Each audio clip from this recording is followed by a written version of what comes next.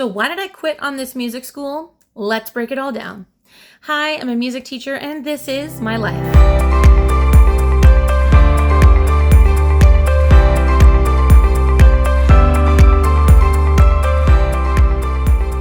Welcome back to the channel, everyone, and welcome for those of you who might be new here today. If you're not new, then you may remember that last summer, this would have been the summer of 2025, I had applied for 3 different private music schools with the goal of supplementing my income and increasing the number of years of music teaching experience on my resume. I had originally been working at a different school for about 9 years, but they kind of forgot about me, just never gave me new students, never bothered reaching out. So I eventually just left and decided to apply for other schools. So what made me quit this school? Because to this day, I'm very proud to say I have never been fired from any job I've ever had. But if I love teaching music so much, why did I quit? I'm going to break down what eventually led me to making that decision in this video. But before we do that, as always, make sure to give this video a thumbs up, subscribe to the channel, and ring that notification bell so that you never miss another video. So as I said before, last summer, again, the summer of 2025, I had applied for 3 different music schools, hoping that I had been able to get a response from at least one of them. I ended up getting responses, interviews, and offers from all 3. And I'll leave a link down below to the video I made last year about what I described as one of the weirdest job interviews that I had ever had. All that to say, that school and I did not end up working out. And then I ended up saying yes to 2 different schools. And one of them was in person, where I go to a music school. The student meets me there. I teach the lessons, and then we each go to our respective homes. And then this school, the one that I'm quitting, by the time this video gets posted, I will have already taught my final lesson with them. But this school runs entirely online. And so teachers have the choice of either teaching only virtual lessons, teaching out of their own home, or being willing to drive to a student's home and teaching the lessons there. So why did I originally say yes to this school? There were a couple of reasons. First of all, unlike the other school, they had a very robust software. Their website looked great. They have a scheduling app that works both on the computer and on your phone. Admittedly, the phone one could use a little bit of work, but all that to say, it looked very professional, well put together, and the school had been around for a while, which means it has a good reputation. And as an independent contractor, you want to make sure that if you are going to be an independent contractor for someone else's business, that it has a good reputation and that it's going to be around for a while, because the last thing you want is for that company to randomly go bankrupt or close down and you had no idea, because you're not an employee on payroll in the same way that you might be at another company. And so you find out the hard way. So having that long-standing reputation, and a positive one at that, was a really good sign. They were also the one that offered me the highest amount of pay for a music lesson. And I know that part of that was that they built in my mileage into my price. So if I'm driving to a student's home, they have to cover some of the cost of gas and a little bit of the maintenance and so on. And so to me, that was great. And they also recognized that I had 9 years of prior experience working for another music school. They wanted to acknowledge that, as well as the amount of education I had. So that seemed like a good sign as well. So with all of these positive things, some of you might be wondering why I chose to leave. Next, I'm going to talk to you a little bit about some of the red flags that happened throughout the year, and then what was the straw that broke the camel's back? What was it that ultimately made me think, okay, that's it, I'm done. Some of the red flags that happened throughout the year were things like the school, for example, immediately reaching out and saying, hey, so I know you don't have availability on this one day, but we have a student who needs voice lessons. They can't do the other days you're available because of this. Can you work on Wednesday? And so I thought to myself, well, I'm not available on that day, but I could make it work. And this was the only student they had offered me.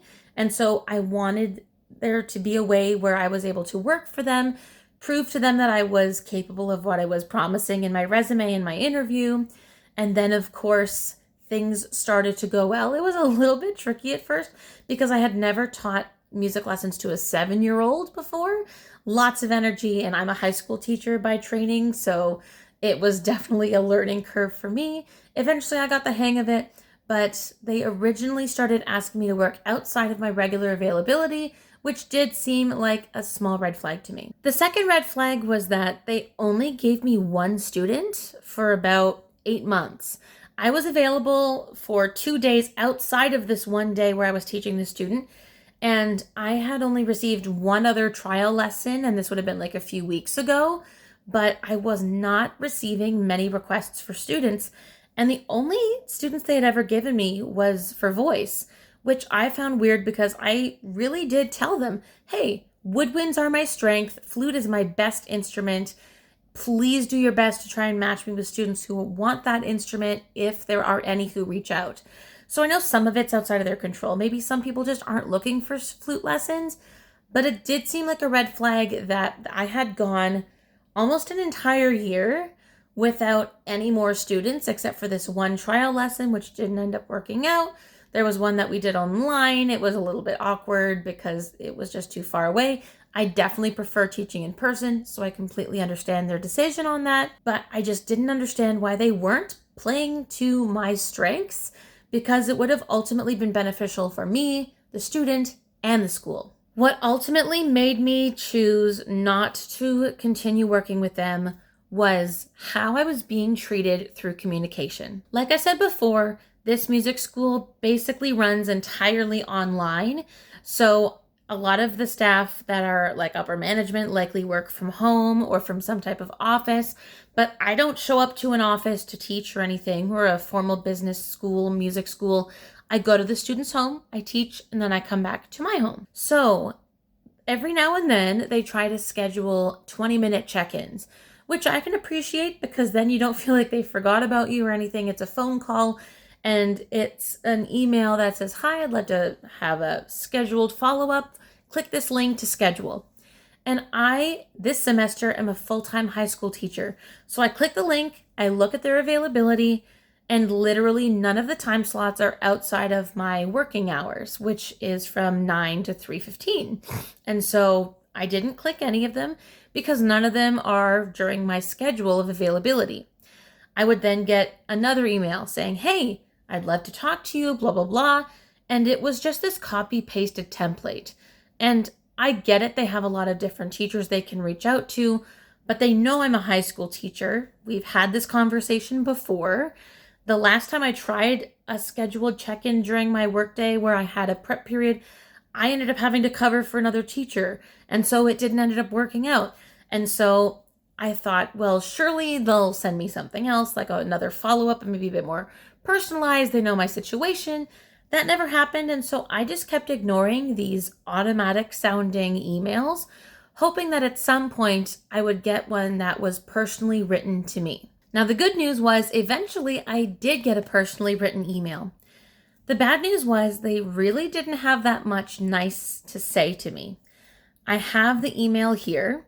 I'm going to omit certain details to keep things anonymous, but I'm going to read a little bit of what was written to me in this email.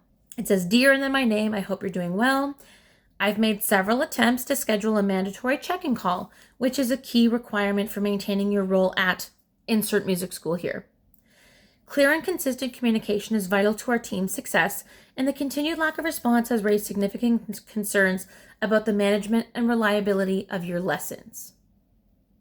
If I don't hear you from such and such a date, I'll assume you're no longer interested in continuing your role with insert name of school here. To avoid any disruption to your position, please schedule your check-in at your earliest convenience using the link below, blah, blah, blah." Okay. It was quite insulting to hear someone say that not receiving one email means that they have doubts about my reliability with lessons. My ability to teach music lessons and the fact that I follow through anytime I'm ever late, anytime there's inclement weather, the one time I had back spasms and was unable to walk, let alone teach, I was proactive of saying, can you please reach out to the family and ask them if they can reschedule? I gave them as much notice as I possibly could. I am very professional with that. And so my ability to follow through with my commitments, I'm very solution oriented. For them to say that, to use their words, to have significant concerns about the management and reliability of my lessons, I fail to see how this has anything to do with that, because I am a good teacher. I'm not perfect. I'm not a voice teacher, so I definitely have lots that I can learn, but I am good at what I do. And yes, the student enjoys music lessons. They enjoy the time that we sing together every week. And so I found that really difficult to hear. I get it that yes, communication is key, and no, I have not communicated, because I just figured that I'd wait until I got a personal email, because for all I knew, this was being generated and spit out by a do not reply email address. So I didn't respond until I got a personal email. But it was really disrespectful to me that they saw it as being something that concerned their reliability of my lessons. Anyway, so I reached back out to her saying that the several attempts were all auto-generated. I didn't know if it would get back to the right person.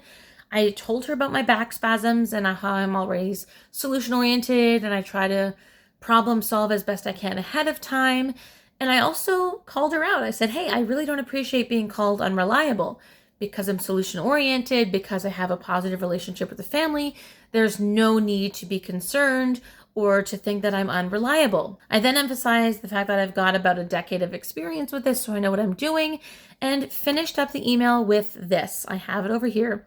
It says, I would appreciate having a time outside of 9 a.m. and 3:15, and for communication to be more considerate and less threatening in nature when referring to my role at insert music school here.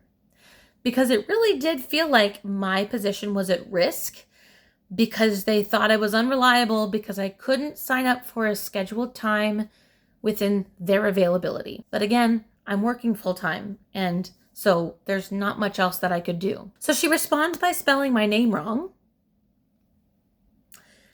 and then saying that I understand scheduling can be frustrating, blah, blah, blah. At no point does she say anything about, oh my gosh, I'm so sorry to hear about your back injury. How are you feeling? Is everything okay? Because the person that I talked to about rescheduling the lessons was a different person. The person I'm emailing with in this situation was the director of operations, whereas the day-to-day things are typically handled by a different member of the staff. And yes, I understand that this is a commitment. It was part of the teacher orientation that these check-ins are part of the position. So I wasn't intentionally trying to avoid it. I was just waiting for an email that wasn't auto-generated, that didn't come from a do not reply email, so that I knew there was a person on the other end, so that I could raise the concern of, hey, none of your times work for me. I've looked for weeks now, and there's still never a time available. She then says that she can accommodate outside of her availability, like 8 to 4. The thing is, I am at school before my classes start, getting ready, unpacking my lunch, setting up my classroom, making it so that it's welcoming for students to come in. And then after school, I'm tidying up, I'm changing my shoes, I'm locking my classroom door, I'm doing other stuff. So I don't have time before or after the workday between the hours of 8 and 4 to do this check-in. So she can tell me that she's doing me a favor, but I have other things to do.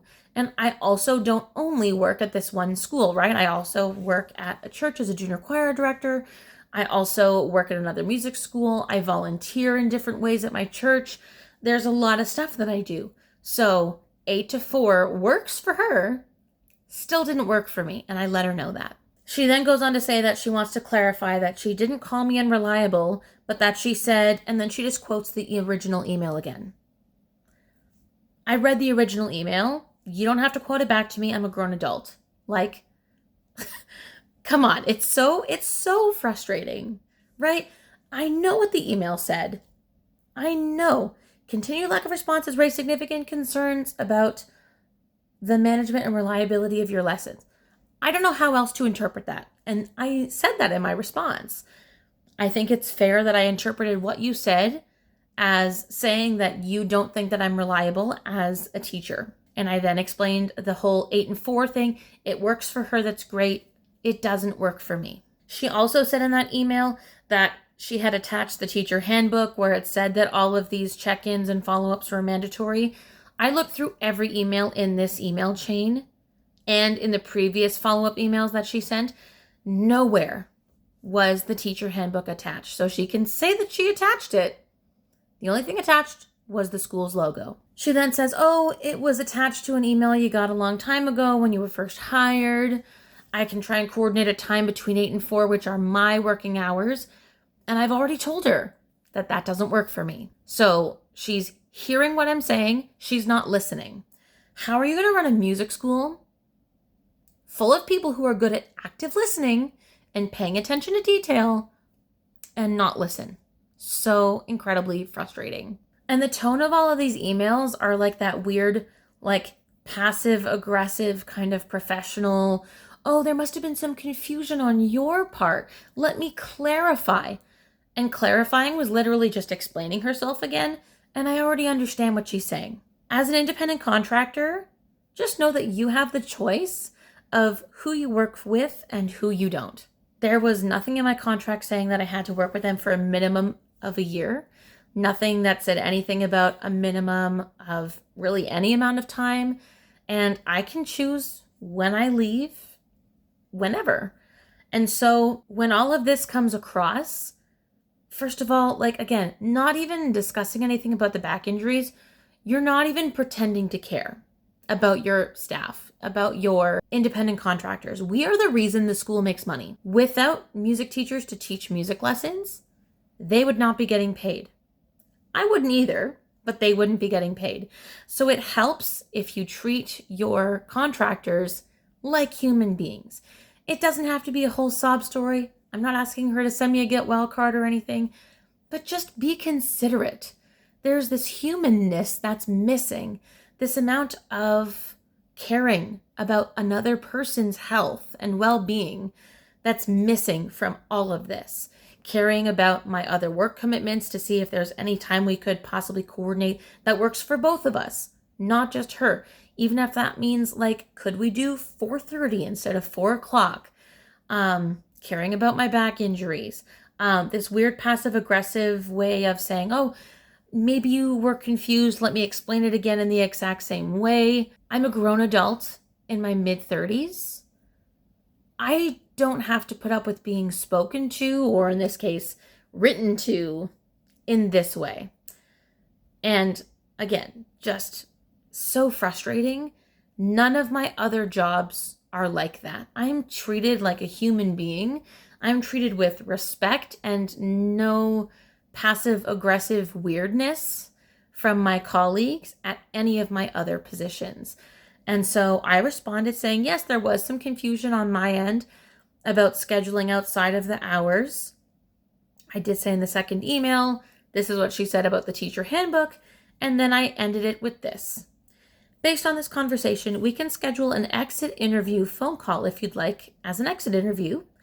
Otherwise, I will complete, insert student names, scheduled lessons until the insert date here, and no longer work with insert name of school. I don't think anyone should have to work in a place where they are not being treated like a human being.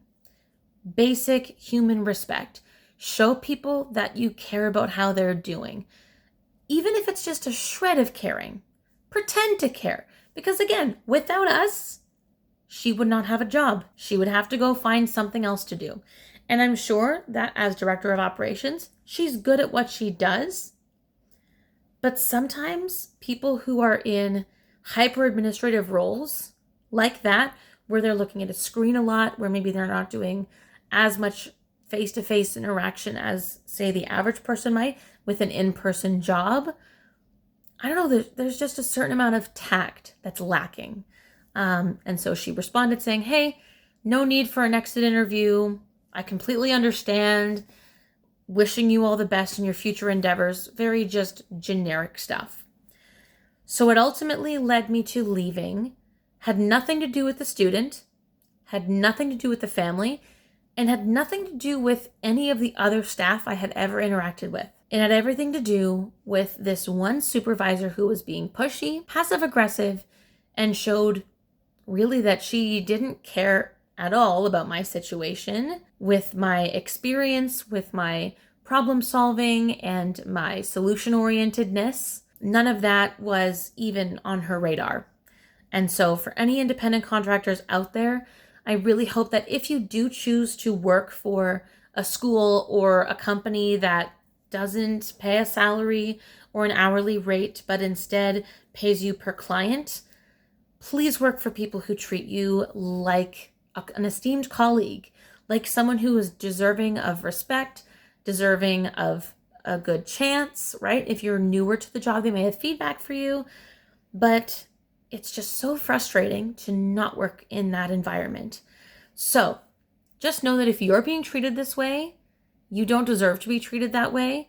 And there's a way of giving feedback that isn't passive aggressive, that doesn't sound like it's going to threaten your position at that place, and that shows people that they care. So that's why I left that music school. And I really do hope nothing but the best for the family and the student. I don't have the heart to tell them what happened because I don't want them to have a negative opinion of the school, because so far all of their experiences with me and the previous music teacher they had have been positive, and I don't want to ruin that sort of impression for them. And again, they didn't do anything wrong. And also the student is 7 years old. It's really tough to tell a 7-year-old why I can't teach him anymore. So I'm going to leave that up to the family, and I'm going to leave that up to the school to tell the family so that they know how to address it with their child.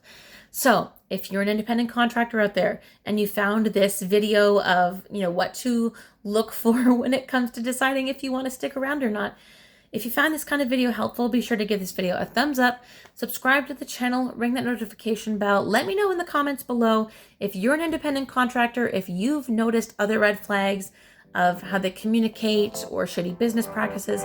Let's share and help each other out. Give us a follow on Instagram, and as always, I'll see you back on this channel with another new video very